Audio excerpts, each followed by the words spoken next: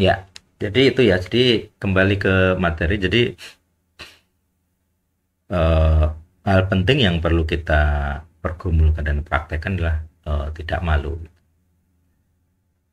dalam eh, kegiatan-kegiatan doa keliling. Ada beberapa tendensi itu sebenarnya, cuman kadang mau saya tunjuk-tunjukkan tuh sebetulnya teman-teman juga merasa malu. Jadi intinya kalau kita sedang doa keliling atau ya kegiatan-kegiatan itu ya yang frontal gitu, terus merasa ada gangguan, jangan malu untuk mengakui bahwa saya ya sudah masih terkena gitu. Saya sering bilang kalau kalau misalnya kegiatan apa ya, kalau misalnya sakit ya saya bilang sakit.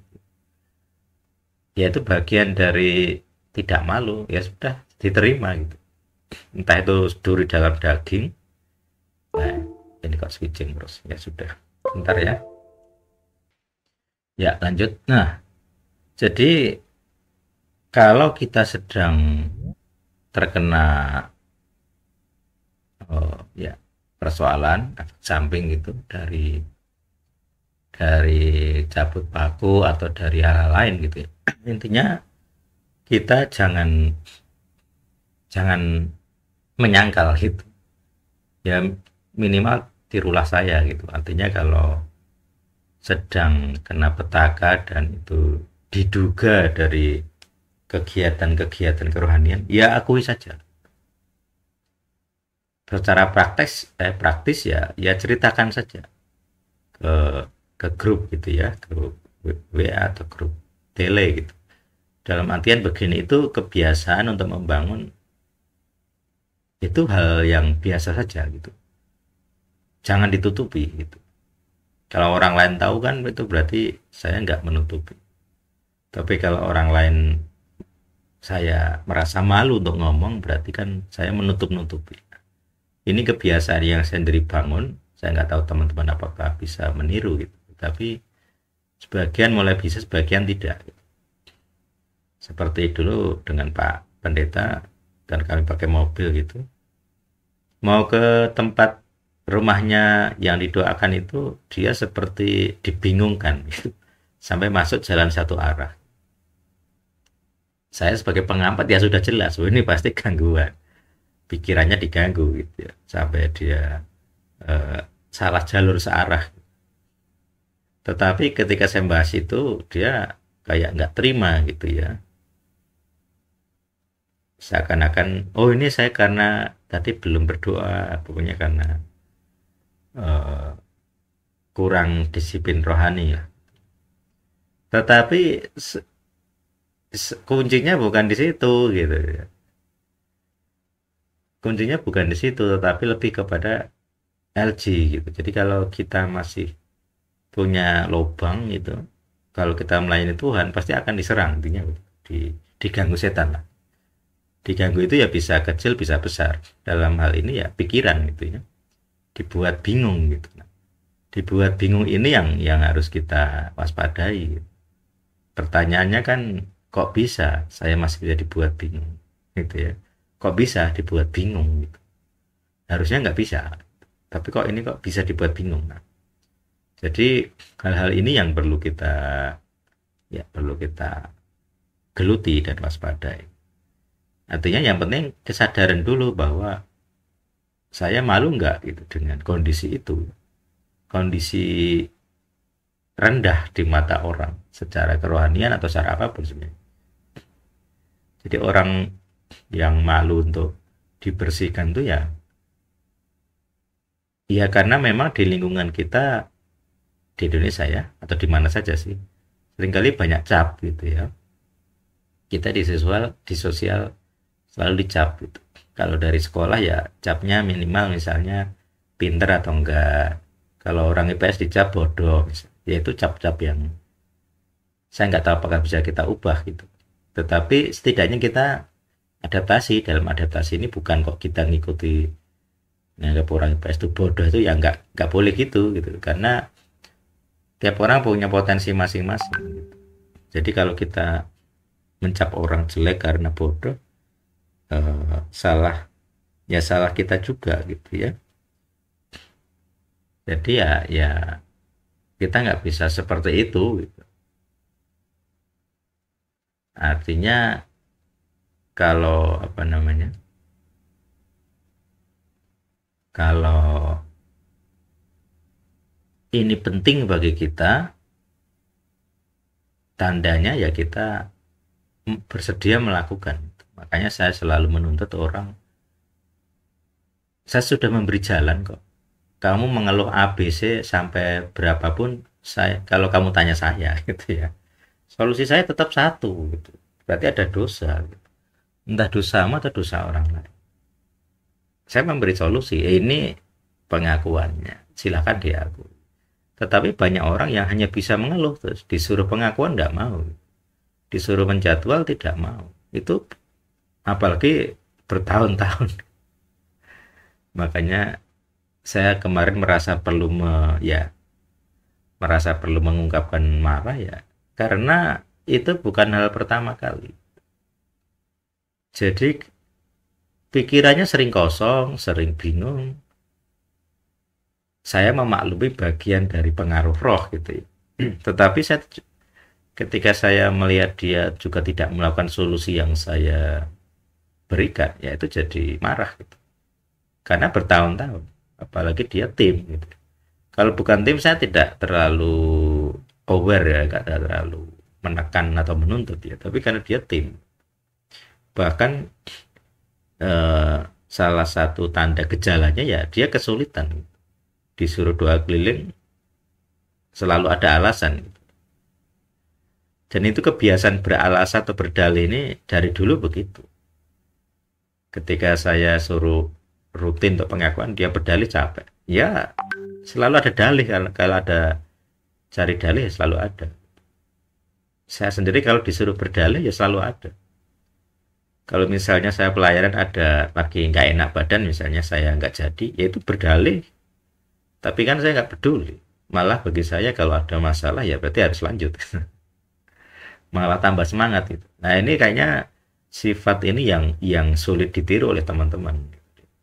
Walaupun sudah jadi tim, sudah terjun di lapangan, ternyata masih sulit gitu. Nah bagi saya berarti ya berarti belum menyadari rasa malu ini, bahwa segala jenis penolakan itu berdalih kan mas, itu sebenarnya karena rasa malu.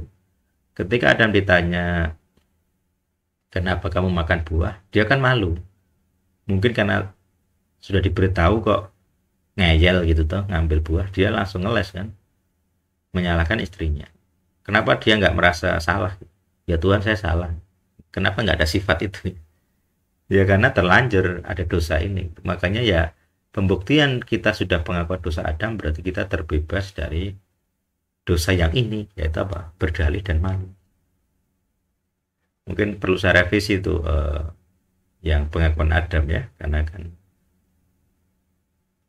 sebenarnya sudah ada berdalih, sudah ada saya tuliskan, tapi saya nggak tahu ternyata orang yang sudah pengakuan pun masih terjerat di dosa yang berdalih ini.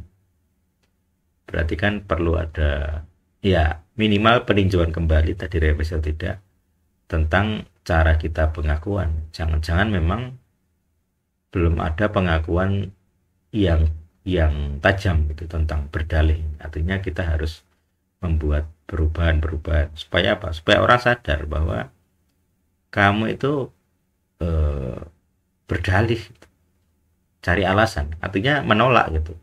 Jadi orang berdalih itu kan sebenarnya kan aslinya menolak, kalau dia berusaha cari alasan apa namanya, ya supaya nggak disalahkan, supaya nggak diserang gitu ya, dia cari alasan, cari dalih. Itu sebenarnya perwujudan dari rasa malu dibidik lah gitu ya. Padahal itu sudah pengakuan dosa Adam. Ternyata orang yang sudah pengakuan dosa Adam masih terjerat ini. Makanya kita idealisme yang saya terapkan ya harus kita berjuang. Kalau saya rasa dalam hal-hal seperti ini bukan lagi keputusan Tuhan, saya rasa udah terlalu jauh kalau itu keputusan Tuhan. Tuhan sudah menunjukkan kok, tinggal manusianya aja. Jadi yang salah ya manusianya. Kalau itu bukan lagi, nggak perlu didoakan, itu manusianya yang perlu dituntut.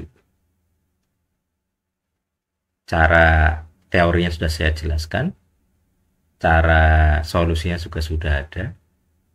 Tidak bayar, saya memberikan, tidak ada kewajiban membayar gitu ya, aksesnya bebas, bisa diakses langsung. Nah ternyata nggak dilakukan, padahal itu paling penting gitu. Memang sulit disadari gitu ya, maksudnya apa gunanya, tetapi itu yang berguna ya di situ.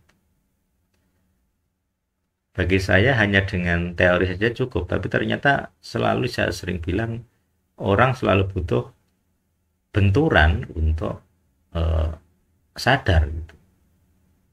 Orang nggak pernah cukup dengan teori, tetapi tidak semua benturan bisa bermanfaat dengan efektif. Dia sudah terbentur dengan banyak hal yang dia anggap penderitaan, di bidang ekonomi, di bidang pemikirannya sering kosong, tetapi nggak selalu bisa memberi kesadaran. Saya nggak tahu ini termasuk tipe yang model kayak gini itu bagaimana supaya orang sadar, saya nggak tahu. Ada beberapa sampel di mana sudah ada benturan dan sadar gitu ya, tetapi ternyata penghalang itu ada banyak versi. Jadi saya tidak bisa ngurusi lagi gitu, karena kehendak bebas itu sudah termasuk kehendak bebas. Kalau memang mungkin karena merasa nggak cocok atau bagaimana, atau enggak, nah ini nggak bisa melakukan ini kan, ya itu gitu ya, pasti ada alasan gitu. Cuman kan yang keluar dari kita atau wataknya kan berdalihnya itu, tetapi kan berdalih itu sebenarnya di permukaannya. Di belakangnya orang berdalih kalau dalam kasus Adam kan malu, karena dibidik. Berdalih itu juga karena sebenarnya nggak setuju. Dulu saya punya adik rohani sebelum saya bikin LSAD. Jadi kalau saya ajak pertemuan PA, pendalaman Alkitab, selalu berdalih. Oh, entah sibuk, entah macam-macam. Bahkan dulu walaupun bukan adik rohani statusnya, ya ada ya anak remaja. Ketika ada persekutuan dia beralasan, wah aku tadi habis cuci motor, terus ini hujan, jadi aku nggak mau motorku kotor. Itu berdalih gitu, untuk punya alasan. Tetapi kan alasan utamanya kan tidak mau, intinya kan. Intinya tidak mau, tetapi cari perkataan kalimat yang sekiranya bisa diterima. Yaitu ya berdalih. Dalihnya bisa seramutu gitu. Sama seperti kalau kita lihat orang korupsi gitu, berdalih gitu, supaya apa ya istilahnya, capnya jelek berkurang lah minimal. Nah hal itu yang bagi saya sendiri ya, ya sudah, kalau sudah di level itu sebenarnya bukan bagian saya lagi, bahkan kurasa juga bukan bagian Tuhan, itu sudah murni manusianya yang harus punya keputusan. Saya sendiri juga menyadari kalau orang stres terus ya depresi gitu memang punya tendensi bingung gitu. Dulu pas saya parah ya pas parah stresnya itu ya pernah juga bingung gitu. Tetapi saya cari solusi supaya saya tidak seperti ini terus. Nah, dalam kasus orang-orang tertentu itu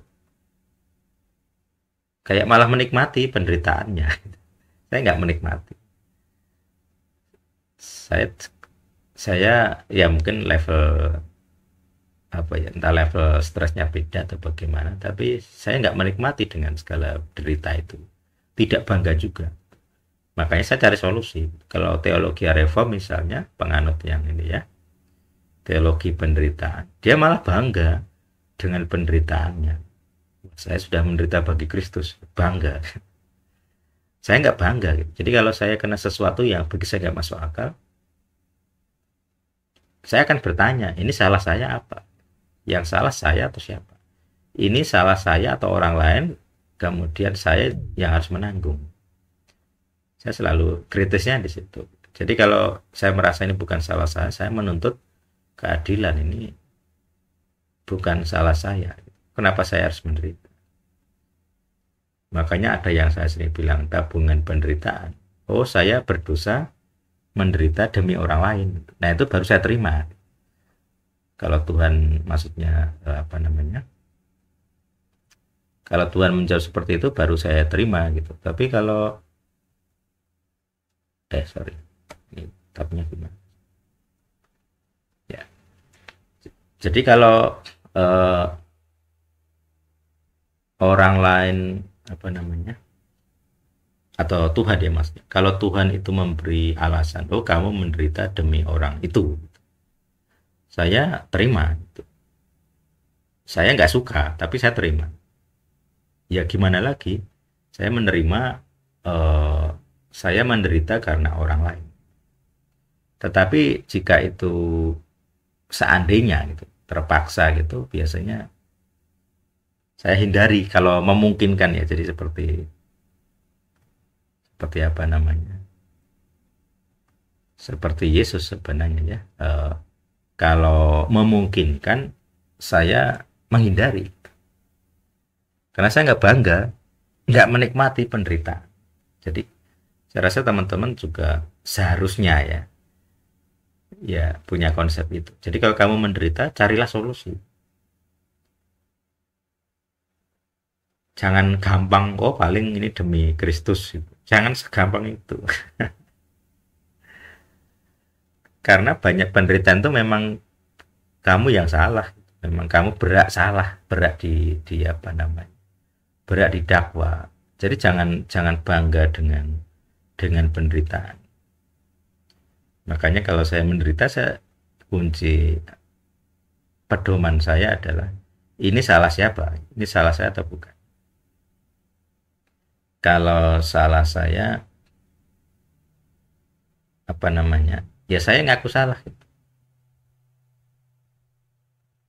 Kalau misalnya saya dianggap bersalah oleh kawan-kawan saya, ya sudah saya terima. Maksudnya kalau mereka menganggap saya bersalah, saya terima.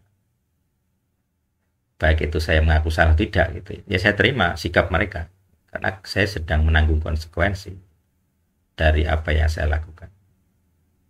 Saya tidak bisa mengendalikan sikap mereka, itu hak gitu ya. Nah, tetapi kalau saya ketemu ada penderitaan yang seharusnya tidak saya tanggung, ya saya akan menuntut itu. Makanya ini pergumulan dulu di 2019. Ketika ada yang mendakwa saya mati gitu misal. Ini saya posisinya salah atau benar. Saya juga tidak yakin bahwa saya benar gitu.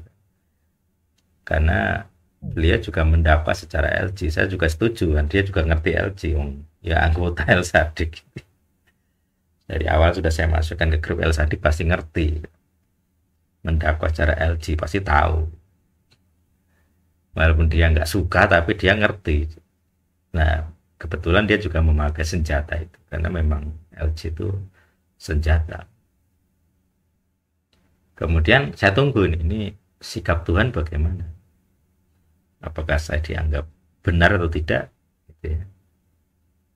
Nah, makanya begitu saya nggak kena gitu, malah dia yang kena. Ya tentunya kan saya mencari hitam putihnya ya. Kok saya nggak kena ya? Kok saya dibela tuh? Terus saya cari, mencoba berpikir gitu. Kira-kira apa yang membuat saya dibela? Terus saya coba menimbang gitu ya, baik buruknya, plus minusnya. Terus kalau dipikir-pikir, lebih berdosa yang mana, lebih salah yang mana. Terus kemudian saya ketemu, oh kira-kira gitu, kira-kira kenapa saya dibela itu ini ada poin-poinnya. Jadi secara tindakan mereka sendiri yang bertindak, saya tidak bertindak, saya diam saja, mengolok-olok saya diam saja. mereka menjalin kontak gitu kan, termasuk mungkin menteror yang bersangkutan gitu. Saya sendiri kan tidak melakukan kontak itu, jadi ketika yang heboh itu mereka sendiri gitu. Jadi mereka tuh heboh cerita kemana-mana gitu, saya kan cerita ke orang-orang saya yang terpercaya, jadi ketika heboh itu bukan salah saya.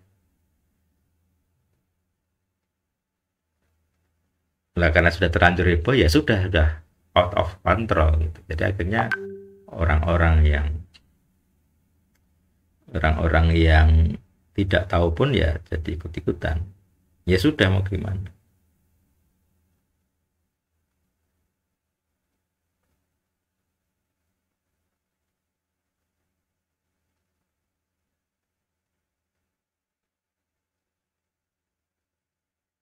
Jadi apa namanya?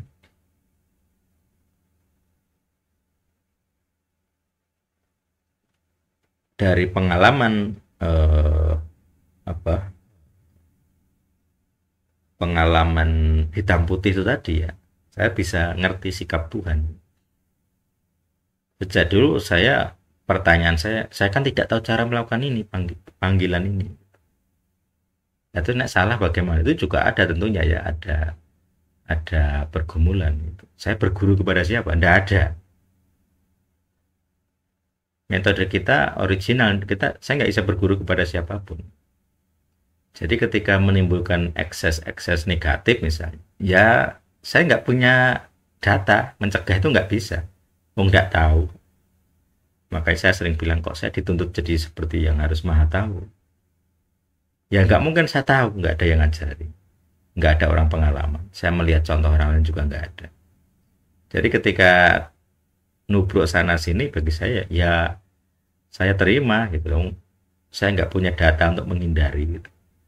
Kita menghindarkan karena sudah tahu dulu.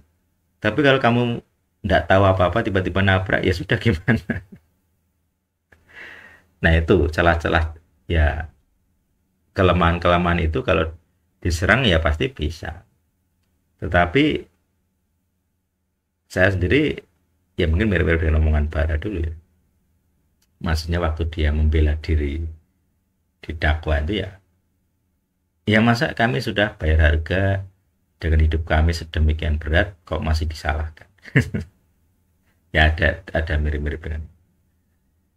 Nah saya sendiri juga sama, maksudnya kalau disalahkan Tuhan, lah saya nggak diberitahu, gimana saya tahu? Saya minta yang ngajarin, maksudnya cari sampel contoh guru gitu, nggak ada. Makanya sejak dulu saya prinsipnya sembunyi gitu, maksudnya jangan terekspos. Saya mengekspos hanya kepada tim inti. Silakannya tim inti sendiri yang mengekspos keluar tanpa izin. Dalam hal itu pun ya bukan salah saya gitu, salah mereka. Jadi ketika mereka kudeta kemudian saya mengusir gitu ya, melakukan kick gitu ya kepada mereka, ya itu hak, itu secara LC menang saya karena saya tidak mengizinkan sebenarnya itu diekspos keluar. Ternyata malah diekspos ke semua orang. Dan pada akhirnya sama seperti 2019 yang teman-teman saya yang sebelum itu maksudnya. Jadi mereka melakukan sesuatu yang menyerang saya atau El Sadik. Tetapi itu semua seperti ada komandonya. Jadi saya sejak dulu sudah paham coordinated attack. Jadi orang-orang ini seperti ada yang memberi komando apa namanya, komando untuk menyerang. Itu yang memang eh, saya pahami gitu. Jadi orang-orang itu hanya pion saja sebenarnya, hanya dikendalikan pemahaman saya. Nah, nah ini yang perlu kita renungkan bersama. Jadi kalau teman-teman sampai sekarang sepertinya kesulitan mengikuti metode legal ground, saya bisa mendeteksi itu pasti masih kalah atau masih belum beres tentang dosa Eden ini, yaitu rasa malu dan takut. Jadi rasa malu takut akhirnya kan tidak jujur ya, ya sudah tidak menerima diri gitu. Kalau kamu memang nggak rohani ya terima saja. Apa sih masalahnya? Apakah kamu harus mempertahankan brandingmu sebagai orang rohani? Ini sepertinya yang jadi momok para hamba Tuhan. Makanya di Al-Sadik saya nggak peduli kamu siapa dan pangkatmu apa. Kalau kamu hamba Tuhan, saya selalu punya pengujian gitu. Apakah roh di dalammu itu bersih atau tidak? Akan selalu begitu. Nanti akan muncul jawaban. Jawaban itu mungkin orangnya sendiri nggak sadar, tapi dia akan melakukan sesuatu atau mengalami sesuatu yang memberi konfirmasi dari pengujian itu gitu. Jadi kalau dia kotor, dia akan nggak mungkin nggak jatuh gampangnya. Pasti akan ada tanda kejatuhan-kejatuhan. Nah, kalau misalnya dia sudah familiar dengan El Sadik, sudah ngerti legal ground, kalau dia jatuh kan ya dia akan evaluasi. Dia akan evaluasi, akan introspeksi diri, ini salahnya di mana. Jadi saya dulu selalu di situ ya. Ini salahnya di mana, kurangnya di mana. Namanya saya mendesain sesuatu ya. Kalau misalnya sesuatu gagal, gagalnya di mana? Misalnya dari sisi metode gitu ya. Apa yang sulit ini apa toh? Ya, kemudian kan ketemu gitu ya. Oh, yang jadi masalah bukan teorinya sebenarnya, tapi lebih ke orangnya. Orangnya menolak. Gitu. Jadi walaupun kelihatannya oke, tetapi dalam hati menolak. Jadi akhirnya nggak ada dampak. Nggak ada dampak. Gitu. Makanya kalau saya melihat ada orang-orang yang tidak berdampak walaupun mengikuti pengakuan Sadik gitu ya. Berarti secara prinsip dia sebenarnya menolak dalam hati. Makanya bagi saya sendiri dengan pemahaman ini ya beban mental bagi saya. Karena itu bisa jadi tim sendiri ya, tim inti sendiri, termasuk yang dulu kudeta. Ya mereka menolak. Mereka sudah tiap hari seperti kita diskusi gitu ya. Karena tim inti tentunya lebih intensif, lebih prinsipil gitu. Tetapi ternyata dalam hati menolak. Seperti yang inisial A itu dulu. Yang ARS itu. Jadi saya bilang, kamu tuh ya butuh pengakuan sendiri. Ternyata dia enggak.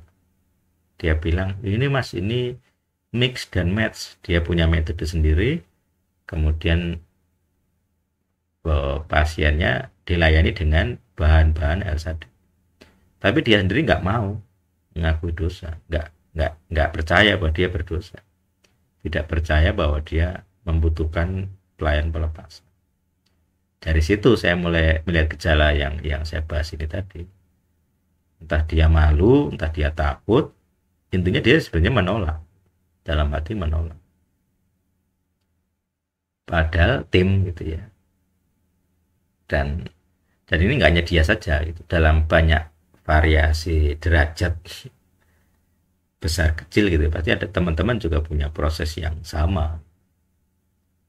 Sebenarnya nggak setuju-setuju amat sih dengan El Sadik. Nah, pasti ada begitu. Ya sebenarnya semua anggota WA juga gitu ya, semua anggota grup ya dari dulu. Jadi yang kita sebut silent reader zaman dulu. Karena dulu kan anggota grup Facebook itu kan hampir 1000 ya, 900. Jadi di antara sekian ribu orang ini ya sebenarnya setengah-setengah gitu. Mau pengakuan percaya juga nggak berani. Tapi kalau menolak juga nggak berani. Eman-eman mungkin. Macam menolak itu ya pergi gitu ya, keluar grup. Nah, itu yang ya saya nggak tahu juga gitu nanti akan seperti apa. Tapi itu pembuktian bahwa bukan lagi bagian saya. Jadi kalau saya dituntut lebih sudah mentok gitu. Itu sudah manusianya sendiri. Free will apa? Kehendak bebas gitu. Jadi waktu ada kudeta gitu ya. Saya menuntut orang berpihak sebenarnya. Kalau yang tidak berpihak jelas saya kick gitu ya. Berpihak itu ya entah komen, entah apa. Kalau di medsos kan begitu ya, parameter atau tandanya dia setuju ya komen atau melakukan. Karena nggak ada tindakan ya sudah, saya kick saja itu 600 orang gitu. mungkin 700 ya. Ya, ya itu terus akhirnya saya ganti ini aja, saya ganti strategi lah. Coba fokus ke offline gitu. Jadi kalau online ya memang kelemahannya orang kesulitan membuktikan teori, tapi apalagi waktu itu sudah ada pelepasan gitu ya. Kalau yang offline jarang sekali orang menolak sebenarnya, asal kuasanya nyata. Jadi walau ketika yang offline menolak kan sebenarnya malu tadi, tidak mau ditelanjangi, tidak mau jujur dengan dosanya. Nah ini yang masalah klasik, tapi sampai sekarang ya ya terus kita ulang-ulang kan, terus saya bahas.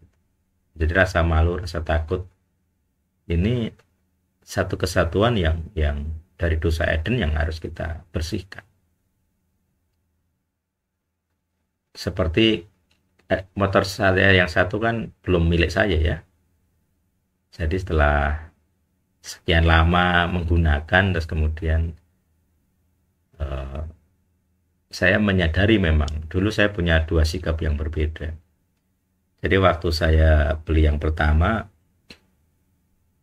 apalagi itu uang donasi, uang uang persembahan gitu. Saya pokoknya langsung balik nama daripada nanti susah, apa namanya, kalau bayar ini pajak terus harus bayar calo misalnya. Jadi saya nggak mau waktu itu, pokoknya harus balik nama, jadi langsung nggak ada sebulan langsung balik nama ya, semacam komitmen. Nah ketika saya beli motor yang kedua ini memang saya nggak punya komitmen itu gitu, karena belum tahu akan saya tak apa ini murah gitu ya. Karena saya beli kan juga nggak terlalu mindset pelayanan, pokoknya cadangan gitu aja. Cuman begitu ada proyek KW baru saya nggak, oh ada gunanya gitu. Tetapi sebelum itu kan nggak ada, saya nggak punya mindset ini untuk fokus ke pelayanan itu nggak terlalu gitu. Jadi tetap yang utama itu yang pertama itu gitu ya, untuk pelayan.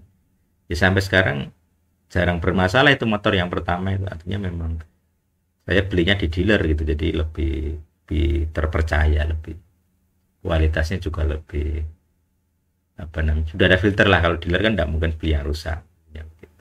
Nah kalau kedua kan memang saya beli karena murah gitu.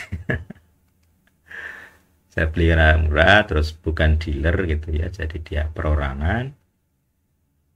Nah karena murah kan berarti kan pajaknya jelas mati ya rata-rata, tapi juga kondisi. Tapi karena murah ya saya beli saja gitu ya, dengan konsekuensi gitu. Namanya dari ban itu juga sudah ada benangnya. Nah benangnya robek itu kan di salah satu sisi, jadi pasti ya pernah jatuh lah gitu, pernah kecelakaan. Motor kalau udah kecelakaan pasti ada nggak beresnya, nggak enaknya. Nah itu yang jadi apa namanya, eh, pembedaan gitu. Makanya di awal saya nggak terlalu semangat untuk langsung balik nama, tetapi ya saya menduga gitu, jangan-jangan itu yang jadi masalah gitu. Artinya saya dulu nggak terlalu mikir gitu. Tapi begitu sekian tahun dari 2000, saya beli 2000 berapa, 2020 kalau nggak salah ya, 3 tahun kemudian eh, muncul gitu ya, jangan-jangan karena masalah LG gitu. Berarti harus balik nama. Walaupun sebenarnya saya lebih suka plat sana gitu ya, lebih lebih kelihatan orang jauh lah. Jadi kalau harus plat sini kan ya, tapi itu ya itu contoh ya. Jadi kesadaran itu tidak bisa serta merta. Kalau nggak banyak masalah, kayak jadi kan sebenarnya itu kan rusak. Jadi ya itu bikin marah gitu. Sudah belinya dalam kondisi pernah kecelakaan gitu, ditabrak dari kiri, dan ditabraknya ini setanik jelas itu. Sudah saya bel berkali-kali, 3 kali lebih dari jarak jauh, saya berasumsi dia tidak akan nyebrang gitu ya. Begitu saya di depannya dia ngegas. Jadi semuanya timingnya timing perfect gitu. Semuanya tepat. Jadi kalau dia ngegas di depan saya atau di belakang saya, dia nggak akan nabrak. Saya nggak akan rusak. Porosnya nggak akan bengkong. Tapi karena dia pas timingnya, ya sudah.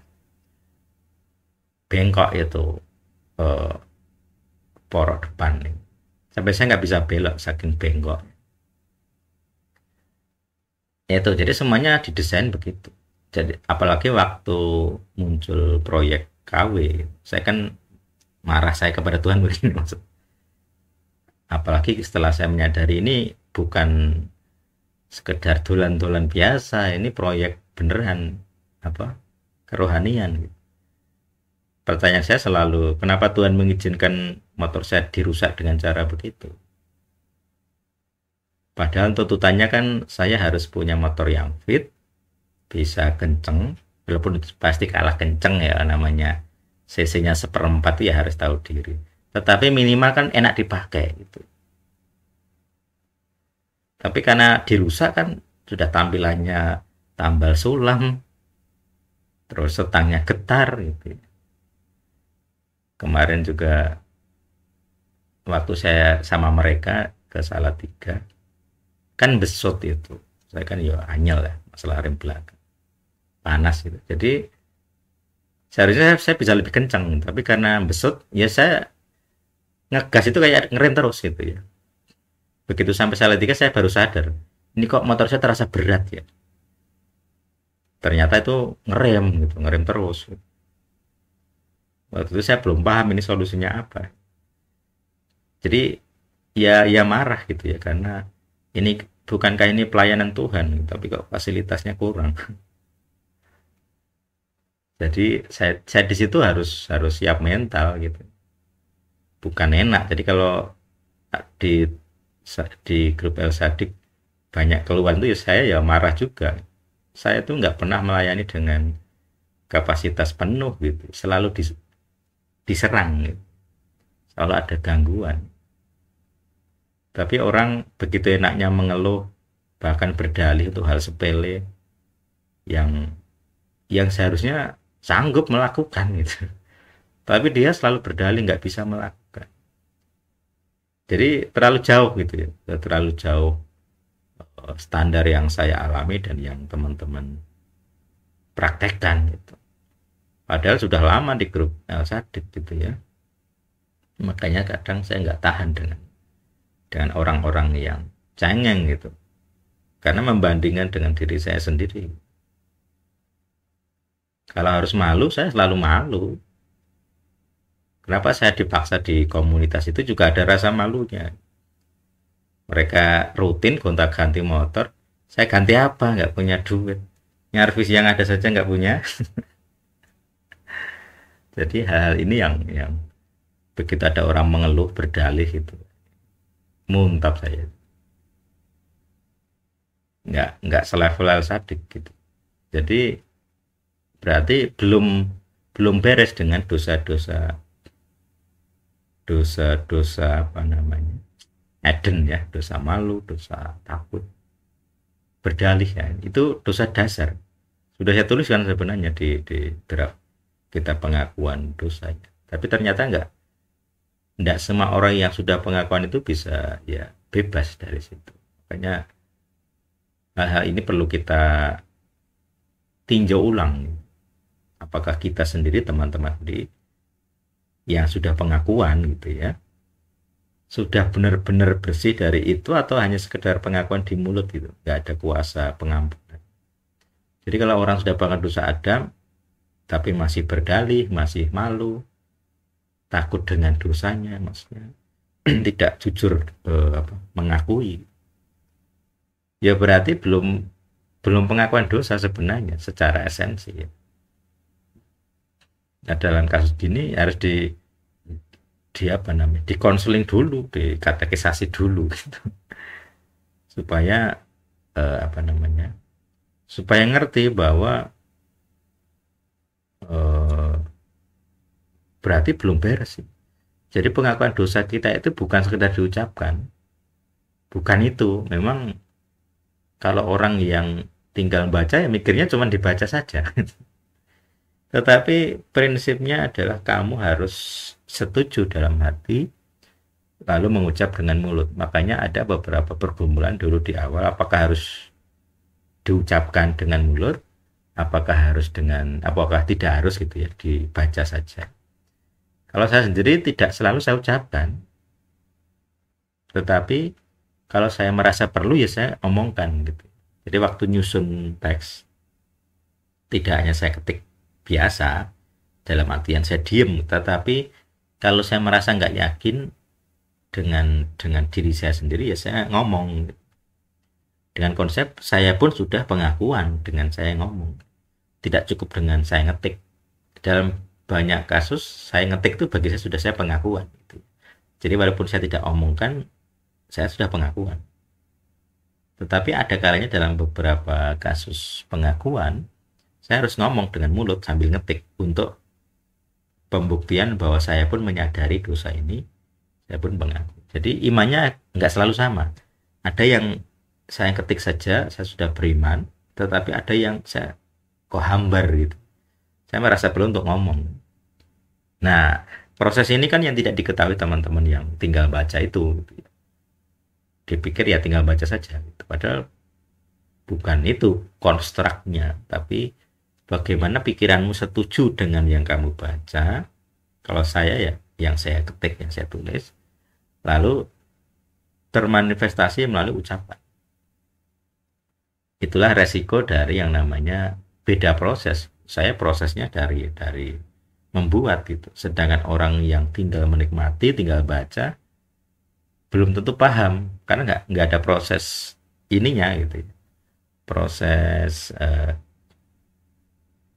apa namanya? Proses konsepnya nggak tahu. Bahkan kalaupun saya ngomong begini belum tentu orang paham. Belum tentu orang bisa ngeh, oh maksudnya itu. Belum tentu, padahal terang-terangan saya ngomongnya.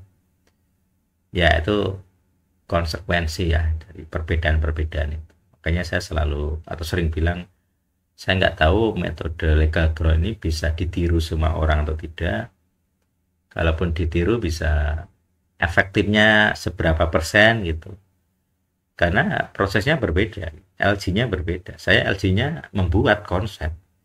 Jadi ketika saya praktek, saya ngerti kenapa, tujuannya apa, saya ngerti. Karena saya ngerti dari nol. Gitu.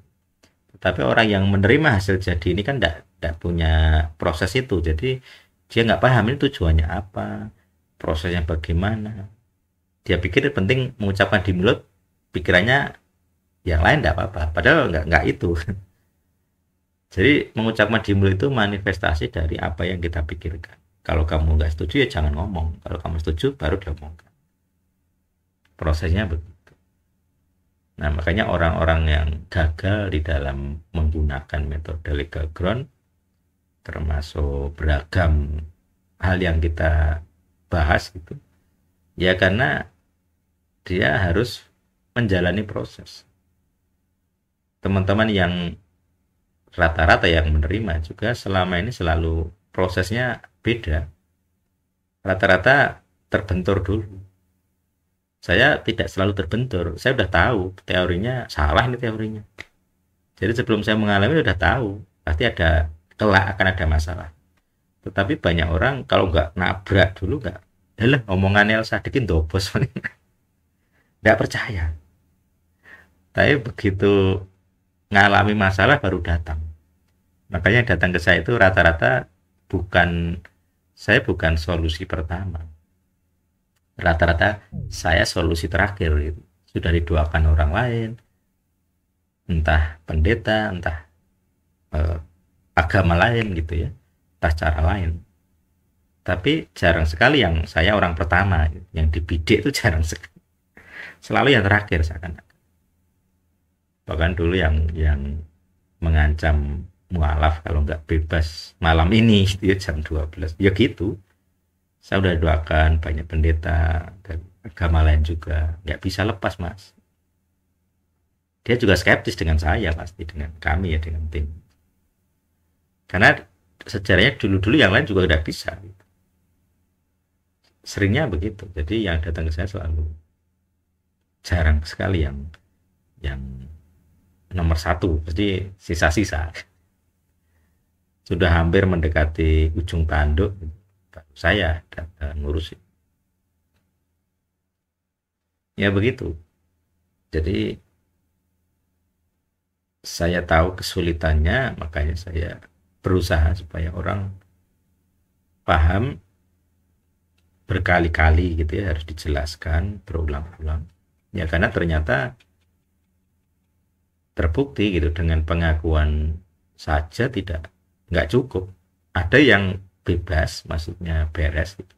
Tetapi ada yang tidak. Berarti kan konsepnya sebenarnya nggak masuk. Konsepnya belum masuk. Jadi kalau konsep belum masuk ya ya gimana lagi gitu. Harus dijelaskan ulang, harus dibenturkan. Makanya kalau hanya mengeluh itu, mungkin respon saya pertama ketawa gitu. Ketawa dalam hal satu, ya saya bersyukur kamu dianggap apa, musuh setan gitu ya. Berarti ada positifnya. Yang kedua, kalau sudah tahu guideline gitu, sudah tahu pedoman, lah kok masih mengeluh gitu ya. Sudah berkali-kali dijelaskan juga kayak asimptot itu, nggak dengar gitu.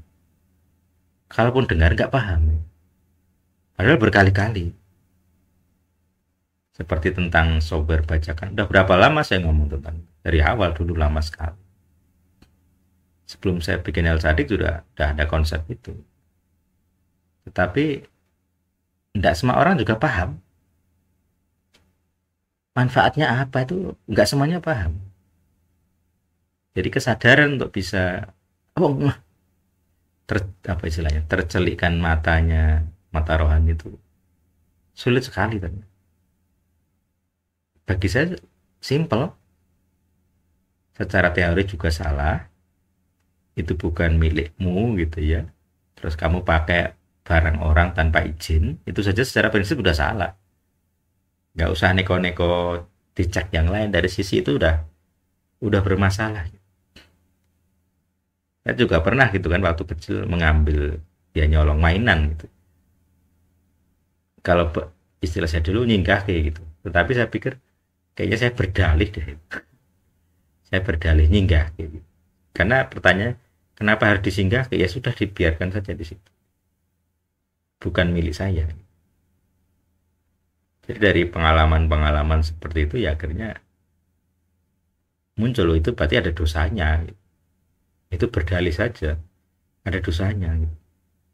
Dosa nomor berapa itu? Nomor 8 ya. Mencuri gitu. Tabiat. Sama seperti kalau anak kecil nyolong pelem gitu. Ya seperti itu tabiat. Mau dipakai dalih apapun ya tabiat gitu. Tabiat berdosa. Nah ini yang saya nggak tahu bagaimana mengajarkan kesadaran. Karena bagi saya nggak terlalu sulit gitu, tapi bagi orang banyak kok begitu sulit ya. Nah, dulu ketika membahas tentang software bajakan ke beberapa teman saya hamba Tuhan, mereka menolak, cari-cari alasan. Kan saya kan pernah bilang, GN itu mas, simbolnya, kalau teman lihat kan simbolnya kayak misalnya FreeBSD itu kan devil.